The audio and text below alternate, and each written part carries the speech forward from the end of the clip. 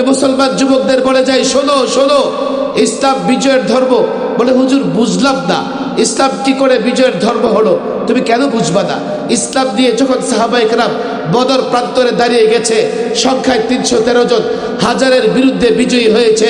ইসলাম দিয়ে যখন যুবকেরা মুসলিমরা সাহাবায়ে কেরাম রাসূলুল্লাহর নেতৃত্বে খন্দকের লড়াইয়ে নেমে গেছে, তৎকালীন নেটো গোটা কুরাইশ কাফের বেঈমান ইহুদি মুশরিক মুসলমানদের মোকাবেলায় টিকতে পারে নাই।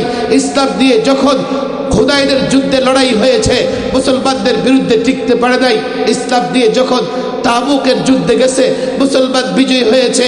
রোমানদের সঙ্গে যুদ্ধে মুসলমান মাত্র 30,000 আর মুশরিক কাফের বেঈমান 3 লক্ষ।